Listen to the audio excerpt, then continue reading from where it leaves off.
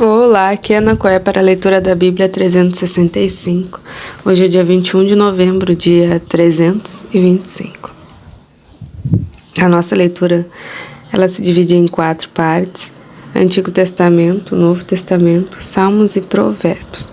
O objetivo é que possamos juntamente fazer um devocional da palavra, para nos conectarmos espiritualmente com as Escrituras Sagradas e nos fortalecermos na fé, através do ouvir da palavra. Te convido a escolher um local confortável e de preferência em silêncio, para que você possa desfrutar deste momento em Cristo. E na autoridade do nome de Jesus, peço ao Espírito Santo que transbordem os nossos corações, tornando-os ensináveis, para que possamos receber as revelações da leitura de hoje. Amém e amém. Lembre-se de se inscrever no canal e ativar o sininho para receber as notificações diárias. Antigo Testamento, Ezequiel, capítulo 42. Depois disso, o homem me fez sair para o átrio exterior, para o lado norte, e me levou às câmaras que estavam para o lado norte, opostas ao edifício na área separada. Esse edifício do lado norte tinha 50 metros de comprimento, e a largura era de 25 metros. De um lado dava para a área de 10 metros que pertencia ao átrio interior, e de outro lado dava para o pavimento que pertencia ao átrio exterior. Havia uma galeria frente a outra galeria em 3 andares. Diante das câmaras havia uma passagem de 5 metros de largura do lado de dentro e 50 metros de comprimento, e as suas entradas eram para o lado norte. As câmaras superiores eram mais estreitas, porque as galerias tiravam mais espaço dessas do que das de baixo e das do meio do edifício, porque elas eram de 3 andares e não tinham colunas como as colunas dos átrios. Por isso, as câmaras superiores eram mais estreitas do que as de baixo e as do meio. Havia também um muro do lado de fora, diante das câmaras, no caminho do átrio externo, diante das câmaras. Esse muro tinha 25 metros de comprimento, pois o comprimento das câmaras que estavam no átrio exterior era de 25 metros, e eis que diante do templo a extensão era de 50 metros. Na parte de baixo, do lado leste, ficava a entrada dessa câmara, para quem entra nelas pelo átrio exterior. Na largura do muro do átrio, do lado sul, diante do edifício, na área separada, havia também câmaras e uma passagem na frente delas. Tinham a feição das câmaras do lado norte, e no mesmo comprimento, a mesma largura, as mesmas saídas e o mesmo arranjo. Como as entradas das câmaras do lado norte, assim eram as entradas das câmaras do lado sul.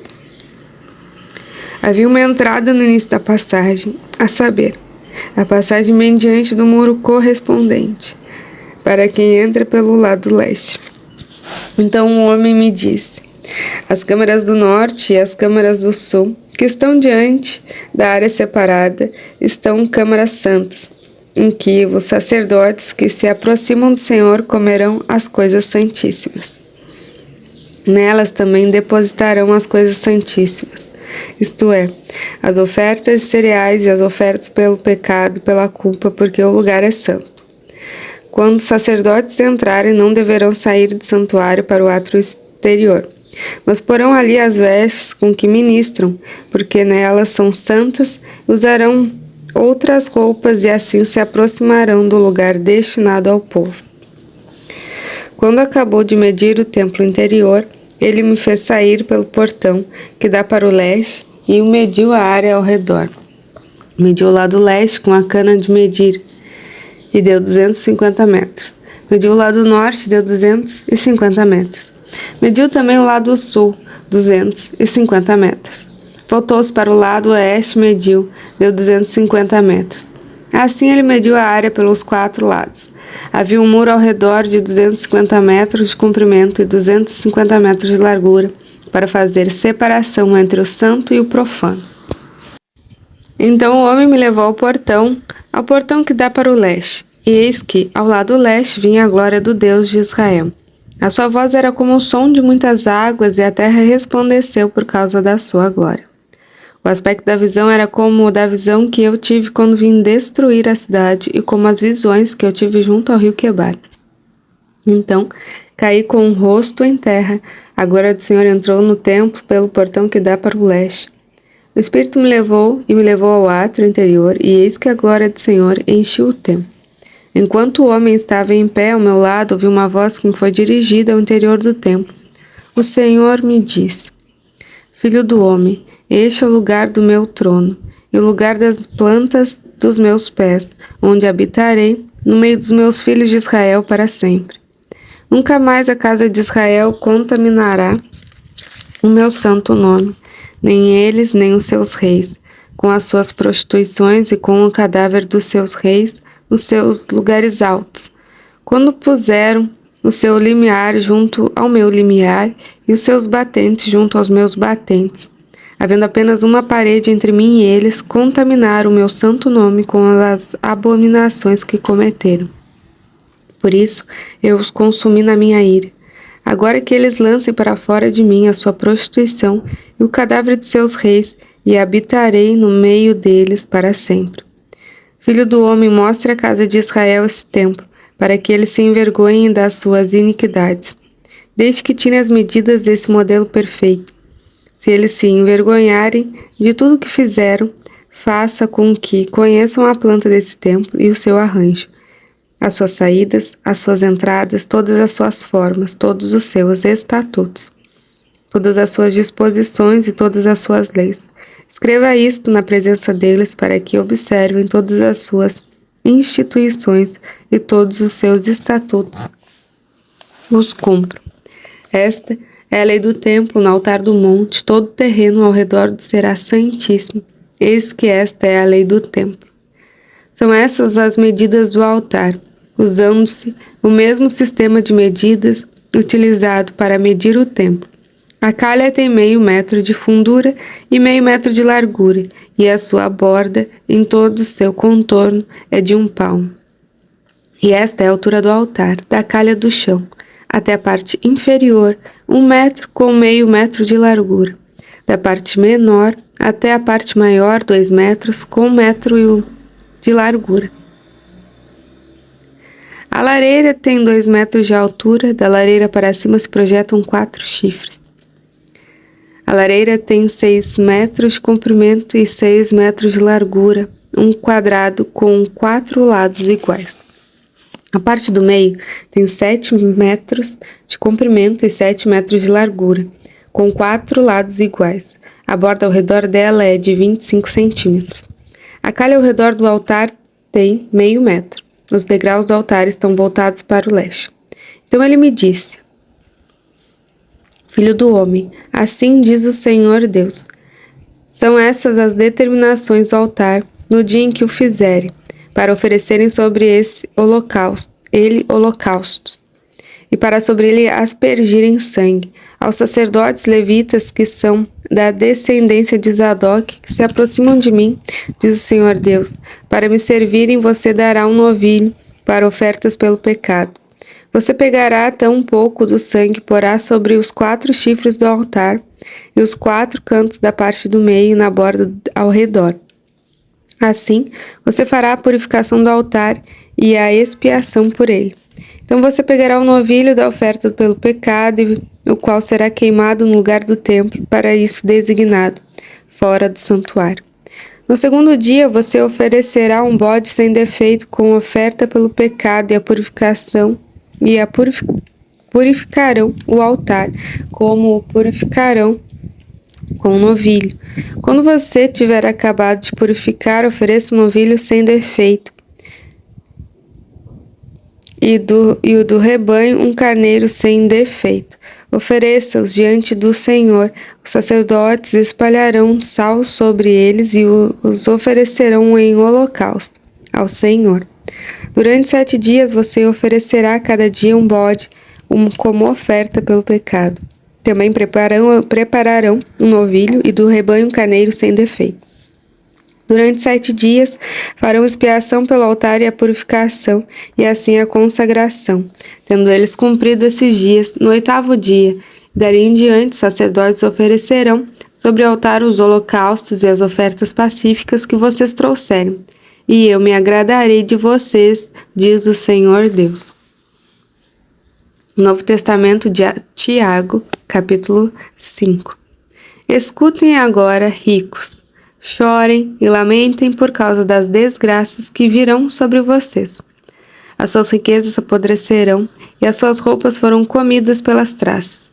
O seu ouro e a sua prata estão enferrujados, e essa ferrugem terá testemunha contra vocês e há de devorar, como fogo, o corpo de vocês.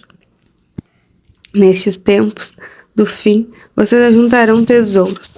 Eis que o salário dos trabalhadores que fizeram a colheita nos campos de vocês e que foi retido como fraude está clamando. E o clamor dos que fizeram a colheita chegou aos ouvidos do Senhor dos Exércitos. Vocês têm tido uma vida de luxo e de prazeres sobre a terra. Têm engordado em dia de matança. Vocês têm condenado e matado o justo sem que ele ofereça resistência. Portanto, irmãos, sejam pacientes até a vinda do Senhor. Eis que o lavrador aguarda com paciência o precioso fruto da terra, até receber as primeiras e últimas chuvas. Sejam também vocês pacientes e fortaleçam o seu coração, pois a vinda do Senhor está próxima. Irmãos, não se queixem uns dos outros para que vocês não sejam julgados. Eis que o juiz está às portas. Irmãos, tomem como exemplo de sofrimento e de paciência os profetas que falaram em nome do Senhor. Eis que consideramos felizes os que foram perseverantes. Vocês ouviram a respeito da paciência de Jó.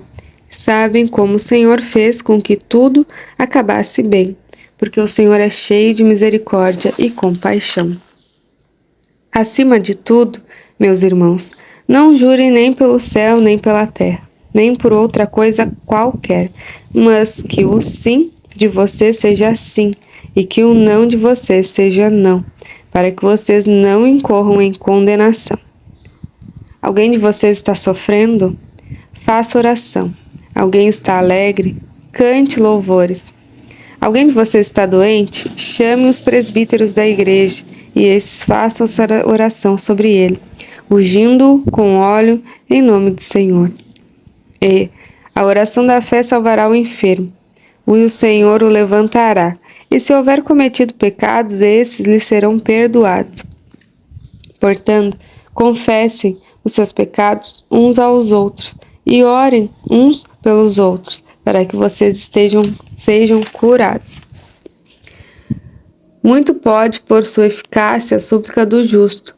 Elias era homem semelhante a nós, sujeito aos mesmos sentimentos, e orou com fervor para que não chovesse sobre a terra, e por 3 anos e 6 meses não choveu. Depois orou de novo, e então o céu deu chuva, e a terra produziu os seus frutos. Meus irmãos, se alguém entre vocês se desviar da verdade e alguém o converter, saibam que aquele que converte o pecador do seu caminho errado salvará da morte a alma dele e encobrirá uma multidão de pecados. Salmo 119. Bem-aventurados os irrepreensíveis no seu caminho, que andam na lei do Senhor. Bem-aventurados os que guardam os seus testemunhos e o buscam de todo o coração. Não praticam iniquidade e andam nos seus caminhos. Tu ordenaste os teus preceitos para que os cumpramos à risca. Quem dera fossem firmes os seus passos, para que eu observe os teus decretos. Então não terei de que me envergonhar, quando considerar todos os teus mandamentos. Eu te darei graças com integridade de coração, quando tiver aprendido os teus retos juízos. Cumprirei os teus decretos, não me desampares jamais. De que maneira poderá o jovem guardar puro o seu caminho? Observando segundo a tua palavra, De todo o coração te busquei. Não deixes que me desvie dos teus mandamentos. Guardo a tua palavra no meu coração, para não pecar contra ti. Bendito és tu, Senhor, e ensina-me os teus decretos. Com os lábios tenho narrado todos os juízos da tua boca, mas me alegro com o caminho dos teus testemunhos, do que com todas as riquezas. Meditarei nos teus preceitos, e as tuas veredas terei respeito. Terei prazer nos teus decretos, não me esquecerei da tua palavra. Provérbios 28, versículo 6. Melhor é o pobre que anda na sua integridade do que o perverso nos seus caminhos, ainda que seja rico. Quem guarda a lei é filho inteligente, mas o companheiro dos comilões envergonha o seu pai. Terminamos mais uma leitura diária. Muito grata por este momento.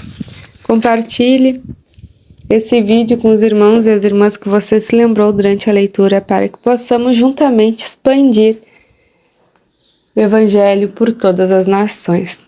Tenha um extraordinário dia. Deus abençoe você e a sua família. E até amanhã.